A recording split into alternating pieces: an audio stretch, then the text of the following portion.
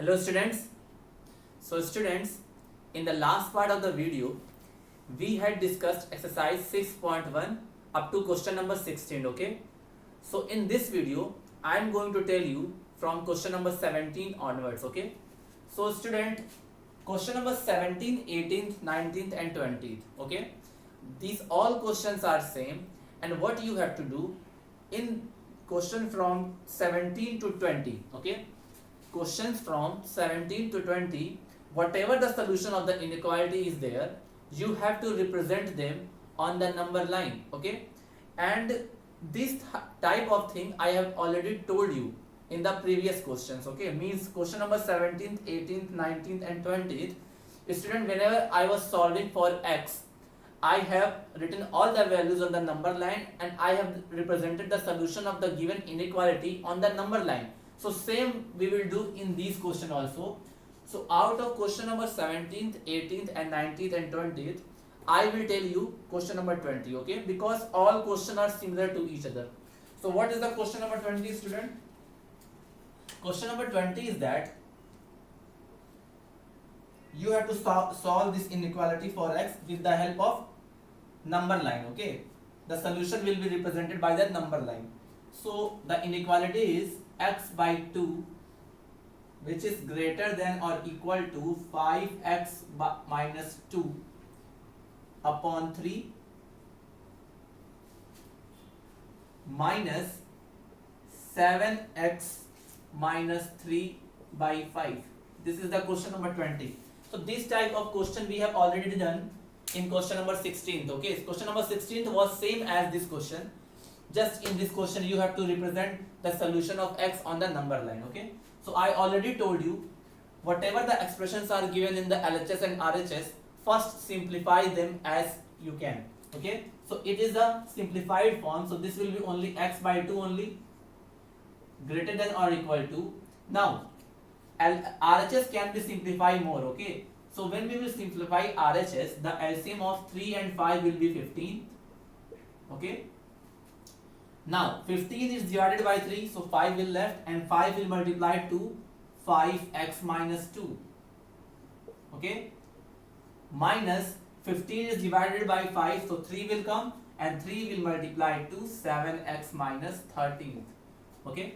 Now again same thing, x divided by 2 greater than or equal to, now this will be 25x minus 10 minus 21x plus 9 upon 15, okay? After simplification we have got this much, okay? Now x by 2 is greater than or equal to, now 25x and 21x will be 4x and minus 10 plus 9 will be minus 1 divided by 15.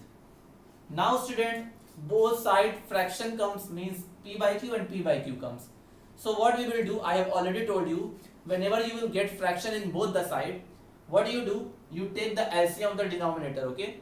So when we will take the LCM of the denominator, so the LCM of 2 and 15 will be 30, okay? And that 30 will be multiplied to both sides, okay?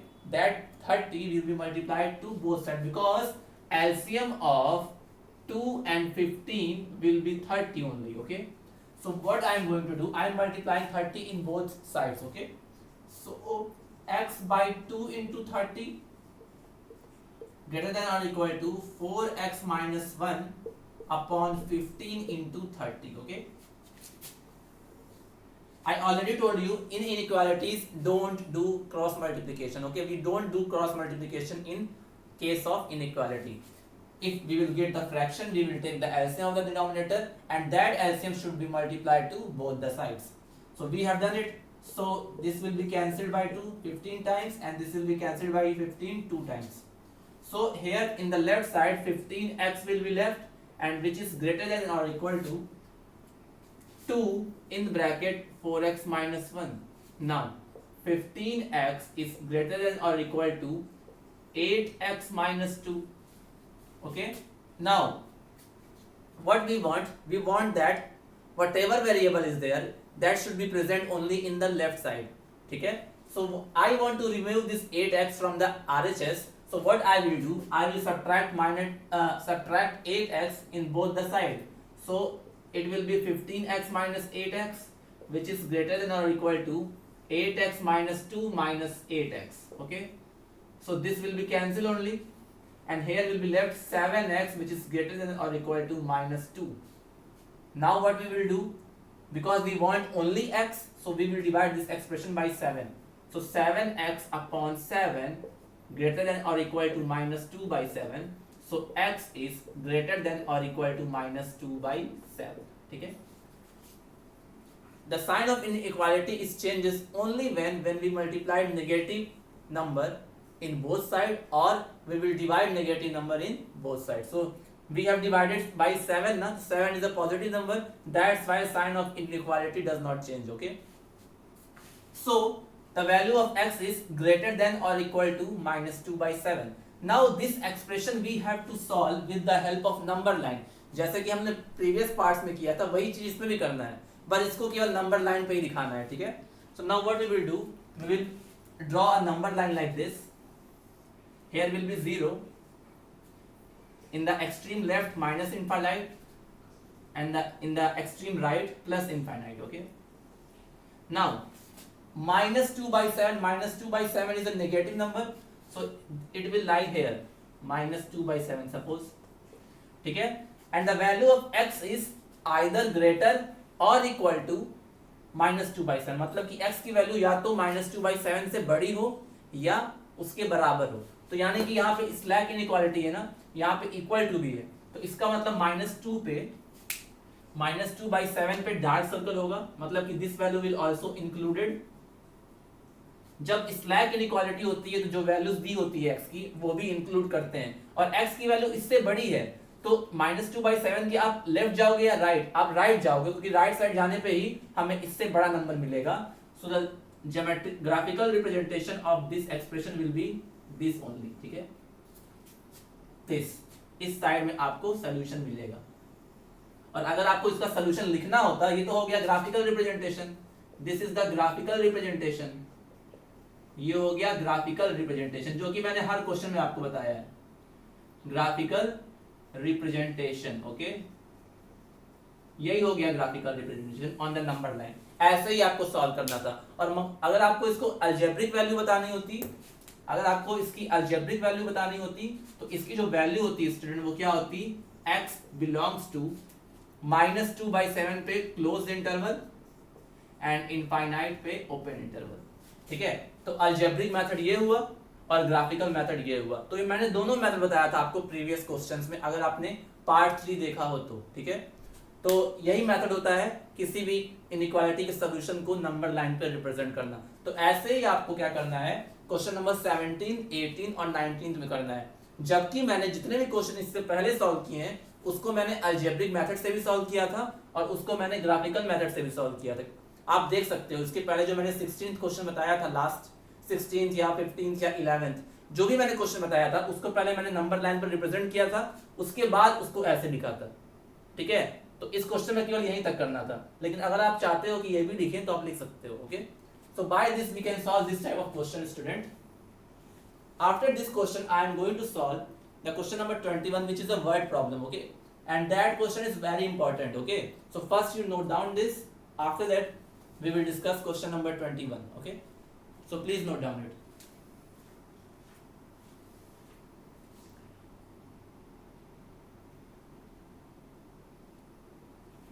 Now student, the 21st question of exercise 6.1 is that it is a word problem.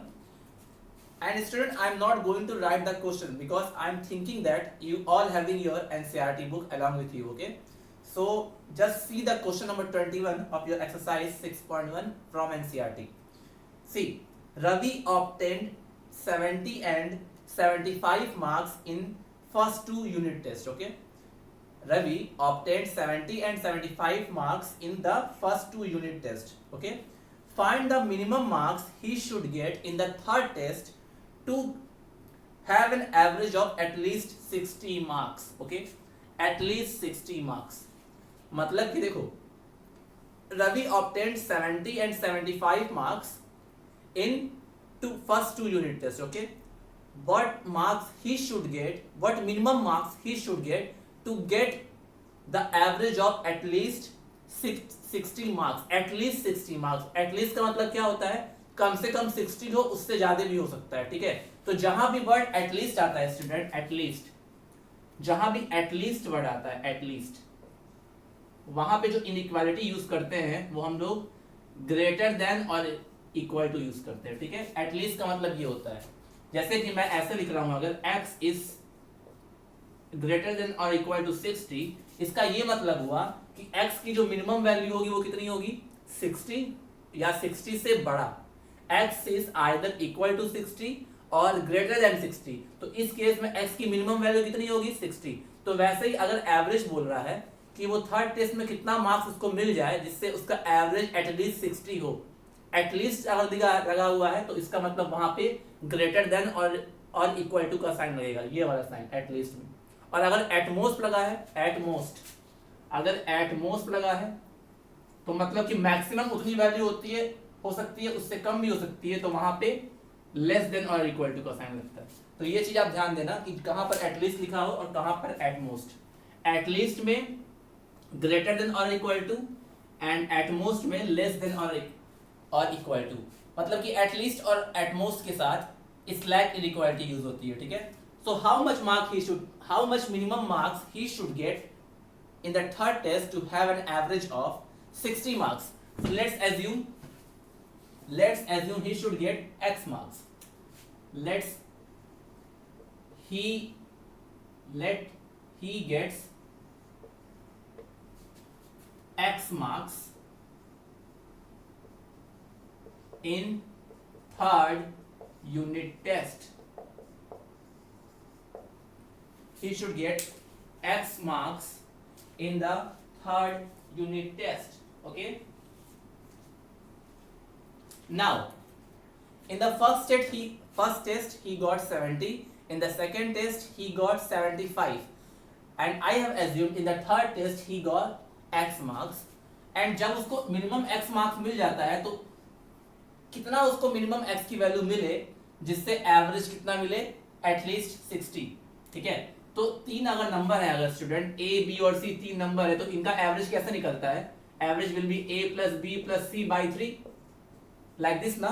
तो we can write 70 plus 75 plus x, and because we are talking about the averages of all the test, so 70 plus 75 plus x, that whole will divided by 3, ये हमारा average हो गया।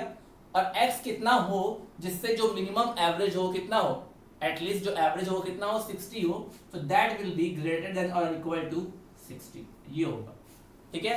मतलब कि third में वो कितना पाए जिससे उससे उसका जो एवरेज हो वो एटलीस्ट 60 हो, मतलब कि 60 से ज्यादा भी हो सकता है। तो जहां पे एटलीस्ट लगा होता है, मैंने आपको बताया वहां पे क्या यूज होता है, ग्रेटर देन और इक्वल टू। तो आप देखो 70 plus 75, this will be 145 plus x upon 3 greater than और इक्वल टू 60। आप ध्यान दो, इधर 3 और इधर 1 है, देखो इधर डिनोमिनेटर 3 है और इधर क्या होगा 1, तो आप क्रॉस मल्टीप्लाई मत करना, आप क्या करो दोनों साइड 3 से मल्टीप्लाई कर दो। तो if we will multiply 3 in both side, so we will get 145 plus x by 3 into 3 greater than और इक्वल टू 60 इंटू 3, ठीक है। So that 3 will be cancelled, so in this side 145 plus x will come, and in the left side, right side, sorry, 180 will come, ठीक है। Now 145 plus x is 145 plus x 145 plus x is greater than or equal to 180, तो मुझे x की value find करनी है, so I want to remove this 145, so what I am going to do, I am subtracting 145 in both the side, so 145 plus x minus 145 in this side also and in this side also, ठीक है। So in this side that 145 will be cancelled, so x will be left, and x is greater than or equal to how much, student, 35, ठीक है, 35। Now x is greater than और equal to 35, मतलब कि x की value 35 के बराबर या 35 से बड़ा, तो x की हमको मिनिमम वैल्यू लेना है। क्वेश्चन में पूछा है find the minimum value he should get in the third test to get the average of at least 60। तो हमें x की मिनिमम वैल्यू लेनी है। यहाँ पे x की मिनिमम वैल्यू क्या होगी student, x is greater than और इक्वल टू, क्या मतलब हुआ कि x की जो मिनिमम वैल्यू होगी वो 35 होगी और 35 से ज्यादा होगी। ठीक है, अगर आप इसको नंबर लाइन बनाते फॉर एग्जांपल, अगर आप इसको नंबर लाइन बनाते तो ये 0 होता, 35 यहाँ पर आता, और x की वैल्यू 35 या 35 से बड़ी तो कुछ 35 पे डार्क सर्कल होता, वो इस डायरेक्शन में जाता। तो आप जब इस डायरेक्शन में मूव कर रहे हो, ये सारी वैल्यू x की है, तो x की मिनिमम वैल्यू कितनी होगी, 35 ही तो होगी।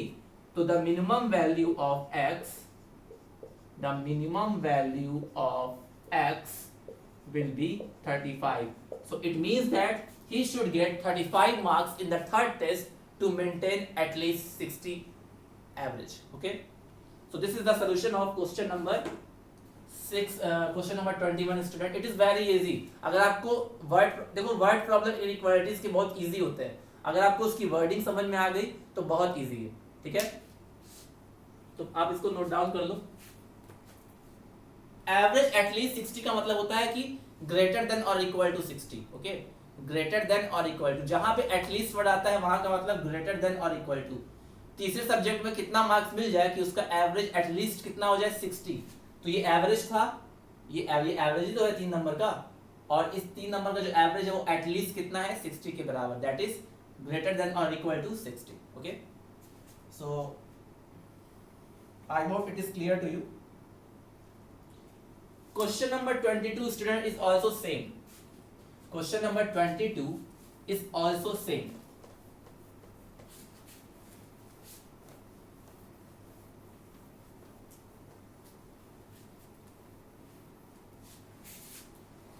Question number 22. See what is question number 22? It is also same as question number 21. Okay. So to receive grade A in a course, ठीक है, one must get an average of 90 marks or more. किसी student को A plus score करने के लिए उसको average कितना चाहिए, 90 मार्क्स और more than 90। Okay, average of 90 marks and more than 90। If Sunita marks in the first 4 examinations are 87, 92, 94 and 95, find the minimum marks that Sunita must obtain in the fifth examination to get A grade in the course. ठीक है, same question है student. I think I should not tell you because I have told you already 21 question. देखो, किसी भी course में A grade पाने के लिए किसी को एवरेज मार्क्स कितना पाना चाहिए, 90 और मोर देन 90, 90 या 90 से बड़ा। अगर आपको लिखना हो मार्क्स, तो जो मार्क्स होना चाहिए वो या तो 90 हो या 90 से बड़ा हो, तो उसका साइन क्या होगा, marks, average marks should be either equal to 90 और मोर देन 90, यही कंडीशन बनेगा। ठीक है, एवरेज जो होना चाहिए 90 या 90 से बड़ा होना चाहिए, तो 90 या 90 से बड़ा यानी कि ग्रेटर देन और इक्वल टू। तो 4 सब्जेक्ट का मार्क्स दिया हुआ है, that is 87, 92, 94 and 95। So what should she get in the 5th examination so that she should get A grade. तो ए ग्रेड पाने के लिए क्या पाना चाहिए, ए ग्रेड पाने के लिए एवरेज कितना होना चाहिए, या तो 90 होना चाहिए या तो 90 से ज्यादा होना चाहिए। तो अगेन आपको क्या एज्यूम करना है कि assume let she should score x marks in the 5th test. So 4 subject का मार्क्स दिया हुआ है, so 87 plus 92 plus 94 plus 95 and plus x, और इनका एवरेज क्या हो जाएगा, डिवाइडेड बाई 5। ये जो एवरेज है x की क्या वैल्यू होनी चाहिए जिससे जो एवरेज हो वो ए ग्रेड का हो, और ए ग्रेड पाने के लिए एवरेज कितना होना चाहिए, 90 या 90 से बड़ा, तो that will be greater than और इक्वल टू 90।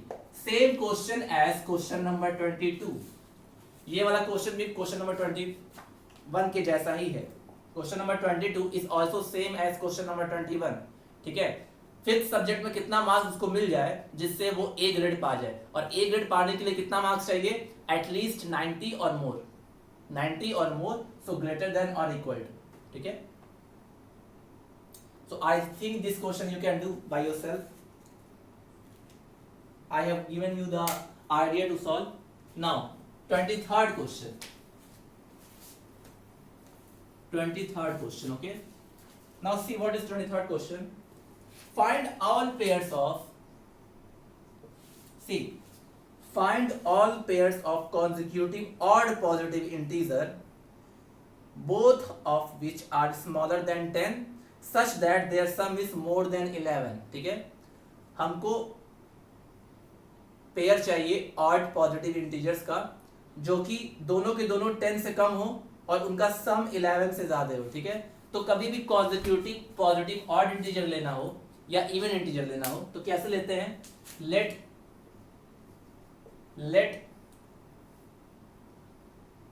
टू, क्योंकि पेयर चाहिए तो two positive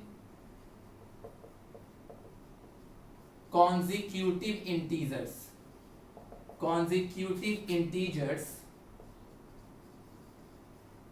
are x and x plus 2. ठीक है, अगर कभी consecutive odd लेना है या even लेना है तो x या x plus 2. ठीक है, अब दोनों के दोनों किससे कम होने चाहिए? 10 से कम होने चाहिए. बोथ ऑफ विच आर, क्या लिखा हुआ है? Both of which are smaller than 10. मतलब कि ये दोनों वैल्यू जो है x and x plus 2 they both should be less than 2. मतलब कि x is also should be less than 10 and x plus 2 is also less than 10. ठीक है, ये कंडीशन दी हुई है. देखो हमको दो पॉजिटिव कॉन्जिक्यूटिव ऑड इंटीजर लेना है तो हमने एज्यूम कर लिया x and x plus 2. Both of them are less than 10 means x is also less than 10 and x plus 2 is also less than 10 and their sum is more than 11. मतलब कि उनका सम कितना होना चाहिए? more than 11. ठीक है, so according to question what we can say, their sum, what will be their sum? x plus 2 is greater than 11. ये condition आप याद रखना कि दोनों की वैल्यू 10 से बड़ी नहीं होनी चाहिए. ठीक है, 10 से छोटी ही रहे. और अंत में क्या दिया हुआ है कि उनका जो सम है वो कभी 11 से ज्यादा नहीं होना चाहिए. दोनों जो नंबर है उनका सम क्या होना चाहिए? 11 से ज्यादा नहीं होना चाहिए. तो x plus 2 इसको सॉल्व करेंगे तो 2x plus 2 is greater than 11 और 2x. नाउ मुझे इस साइड केवल x रखना है तो मुझे इस 2 को हटाना पड़ेगा. तो मैं दोनों साइड 2 सब्ट्रैक्ट कर दे रहा हूँ. तो 2x plus 2 minus 2 is greater than 11 minus 2. ठीक है, तो क्या आएगा स्टूडेंट? इधर 2 और 2 कैंसिल हो जाएगा तो 2x is greater than 9. ठीक है, अब मुझे क्या करना है? इधर केवल x चाहिए रहता है ना, तो दोनों साइड में 2 से डिवाइड कर देता हूँ. तो if I will divide both side by 2 I can write like this. So I will get x is greater than 9 by 2. ठीक है, x is greater than 9 by 2. अब ध्यान दो, x is greater than 9 by 2. x क्या है यहाँ पे? Integer है, पॉजिटिव इंटीजर है जो कि 10 से कम है. ठीक है, पॉजिटिव इंटीजर है और जो कि 10 से कम. अब ध्यान दो, x is greater than 9 by 2. ठीक है, देखो x is greater than 9 by 2 and x is greater less than 10. दो कंडीशन यहाँ दी हुई है, दो कंडीशन यहाँ दी हुई है स्टूडेंट. तो एक काम करते हैं, नंबर लाइन ड्रॉ कर लेते हैं. ठीक है, नंबर लाइन मान लो ये 0 है. 9 by 2 मतलब कितना हुआ? 4.5. ठीक है, तो 4.5 सपोज ये है और सपोज ये 10 है. ठीक है, क्योंकि 10 भी दिया हुआ है यहाँ पे. अब ध्यान दो, x is greater than 9 by 2 मतलब कि x जो होना चाहिए वो 9 by 2 से बड़ा होना चाहिए और 10 से छोटा होना चाहिए. तो 9 by 2 से बड़ा यानी कि 4.5 से बड़ा इधर वाला रीजन आएगा. 4.5 पे ये ओपन होगा और इसके बाद ये चलता जाएगा. ठीक है, ठीक है, और 10 से कम होगा यानी कि कुछ ऐसा बनेगा. ठीक है, 10 पे भी ओपन होगा. ठीक है, तो x की वैल्यू 4.5 से बड़ा और 10 से छोटा. ठीक है, ये तो हो गया इसके लिए. लेकिन यहाँ पे x plus 2 भी जो दिया था कि x plus 2 भी जो होगा वो 10 से क्या है? छोटा ही है. तो अगर ध्यान दो स्टूडेंट आप, x plus 2 जो था, x plus 2 is less than 10. ठीक है, तो यहां से हम 2 दोनों साइड माइनस कर दे तो x will be x will be less than 8, x will be less than 8। अब ध्यान दो, एक और कंडीशन मिल गया, दैट इज x इज, देखो अब क्या क्या मिला, x 10 से छोटा था, x 8 से छोटा था और x 9/2 से बड़ा था। x जो देखो x क्या है, x एक इंटीजर है, x क्या है, एक इंटीजर है, ठीक है।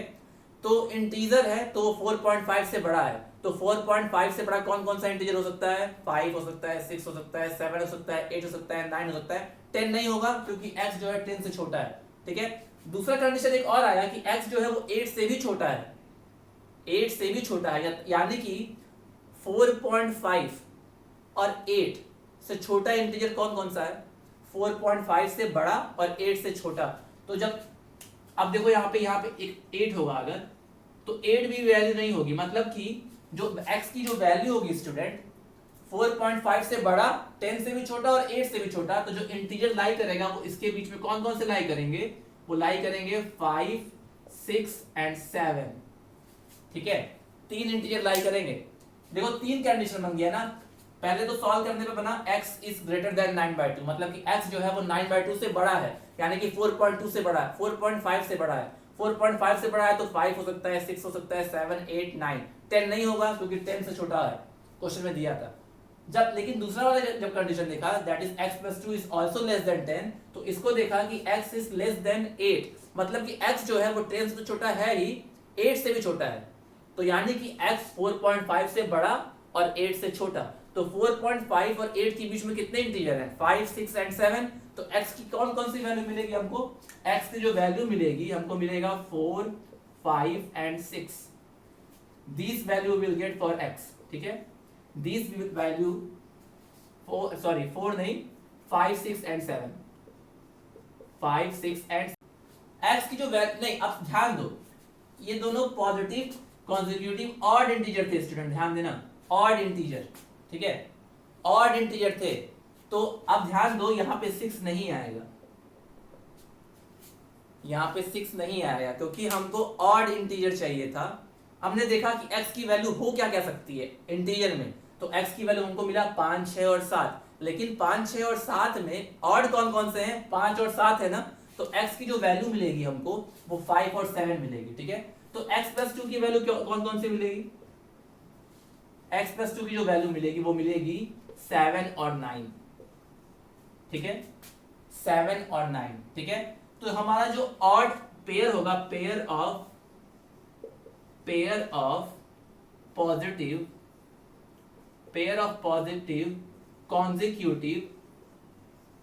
Consecutive odd integer will be, पहला था x और दूसरा था x + 2 था, अरे पहला x था और दूसरा क्या था, x + 2, और हमको पेयर में लिखना था। तो जब x की वैल्यू आप 5 लोगे स्टूडेंट, जब x की वैल्यू आप 5 लोगे तो x + 2 कितना होगा, 7, और जब x की वैल्यू आप 7 लोगे तो x + 2 होगा 9, तो मतलब कि यही दो नंबर हमको मिलेंगे पेयर में, 5, 7, 7, 9, ठीक है। क्योंकि हमको देखो यहाँ पे 3 कंडीशन लेके चलना है। पहला कंडीशन क्या था कि दोनों पॉजिटिव और जो नंबर है वो 10 से छोटे होने चाहिए, तो x is also less than 10, x + 2 is also less than 10, ठीक है। तो उसके बाद हमने क्वेश्चन में ये दिया हुआ था कि उनका सम 11 से ज्यादा है, तो 11 से ज्यादा है सम इनका, तो सॉल्व किया, पता चला कि x इज ग्रेटर देन 9/2। अब x जो है 9/2 से बड़ा और 10 से छोटा, ठीक है। और एक और कंडीशन मिला इससे, एक इससे मिला, एक इससे मिला और इससे मिला, 2 कंडीशन यहाँ पे है और 3 कंडीशन, तीसरी कंडीशन यहाँ पे है, तो तीनों को लेके चलना है हमको, तीनों को लेके चलना है और जो कॉमन मिलेगा वही सोल्यूशन लिखना है।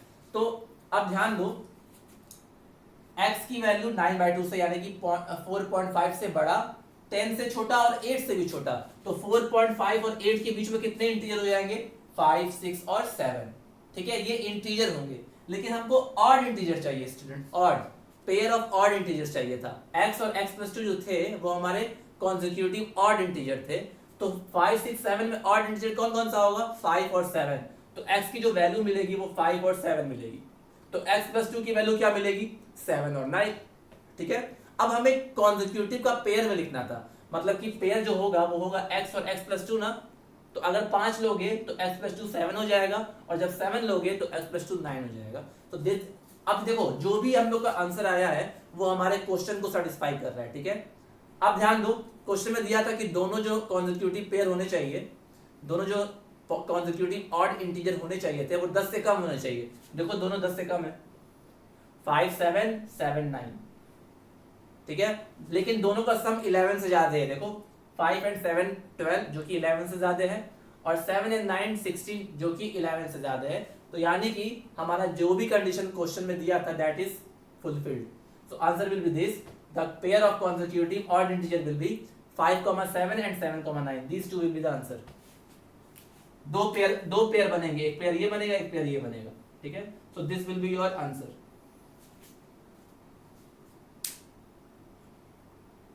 Question number 24 is same as question number 23. So that question you will be do by yourself.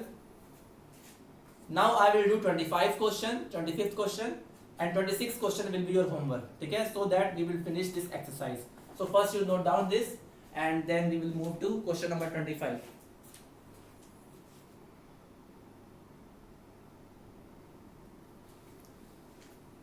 Now students, question number 25.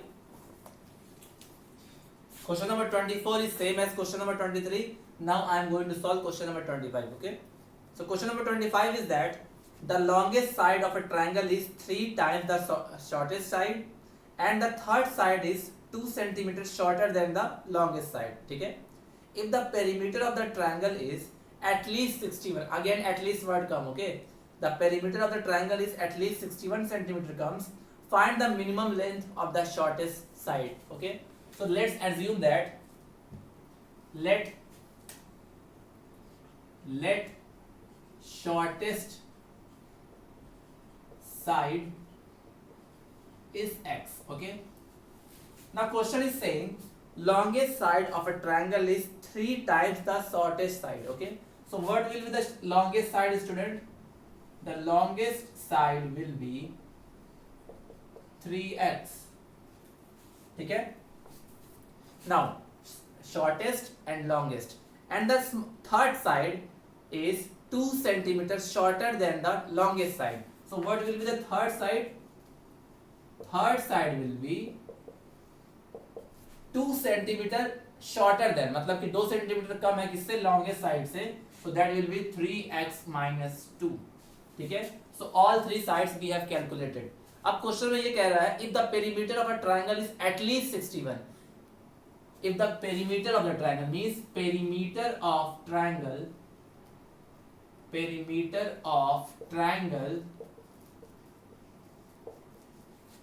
is at least means is at least 61, find the minimum value of shortest side. ठीक है. So perimeter of the triangle is nothing but the sum of all sides. So what we will do, we will add all these three sides. So x plus 3x plus 3x minus 2 is greater than or equal to 61. ठीक है. Now x plus 3x will be 7x minus 2 is greater than or equal to 61. Now we have to find for x. So we want to eliminate this minus 2 sign.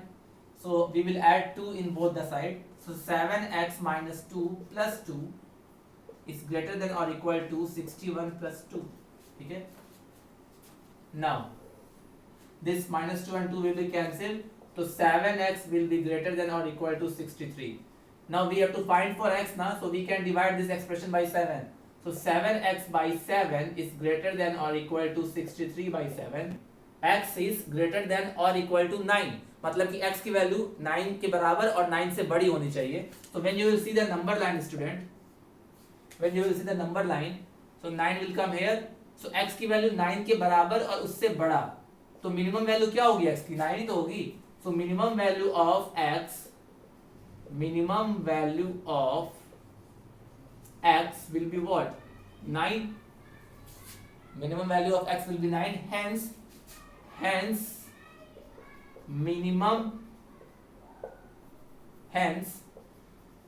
minimum value of shorter side, that was x, it is equal to 9. Okay, so this will be the answer, 9 centimeter. Okay, 9 centimeter. So this will be the answer of question number 25. बहुत simple था, पहले question के according सारी side निकाल लिया. अब दिया था पेरीमीटर इज एटलीस्ट 63, तो 61 सॉरी, पेरीमीटर इज एटलीस्ट 61, तो एटलीस्ट जहां लगा होता है वहां पे ग्रेटर देन और इक्वल टू का साइन आता है, तो वहां पर आ गया. सॉल्व किया तो x was greater than or equal to 9. So if x is greater than or equal to 9, then the minimum value of x will be 9, क्योंकि x हमेशा या तो 9 के बराबर होगा या 9 से बड़ा ही होगा. तो 9 के बराबर और 9 से बड़े में मिनिमम वैल्यू क्या होगी, 9 ही तो होगी. So the minimum value of the shorter side will be 9. Okay. Now 26th question is left, student, and the hint of the 26th question is also given in the question. Okay. So that question you will solve by yourself. In the next part, student, I will tell you graphical solution of linear inequalities in two variable. जितने भी हम लोगों ने solve किया है ये one variable में solve किया था. ठीक है, सब कुछ देखो, सारे एक्सप्रेशन में वन वेरिएबल ही आ रहा था. अब जो पढ़ेंगे हम लोग ग्राफिकल, देखो हम लोगों ने पढ़ा था linear inequalities in one variable, उसका ग्राफिकल मेथड पढ़ा. ग्राफिकल मेथड मतलब नंबर लाइन वाला मेथड. और क्या पढ़ा, अलजेब्रिक मेथड जो x बिलोंग्स टू समथिंग हम लोग पढ़ते थे. अब जब पढ़ेंगे solution linear inequality in two variable, तो उसमें भी हम लोग क्या करेंगे, ग्राफिकल मेथड पढ़ेंगे कि अगर लीनियर इनइक्वालिटी टू वेरिएबल में दिया हुआ है तो ग्राफिकली उसको कैसे सॉल्व करेंगे. That we will discuss in the next part of the video. Okay, so I hope whatever thing I taught you that is clear to you. Question number 26 is left, so that question you can do by yourself. Okay, so whatever things are remaining in this chapter that we will discuss in the next part of the video. So till then, have a nice day, take care, thank you.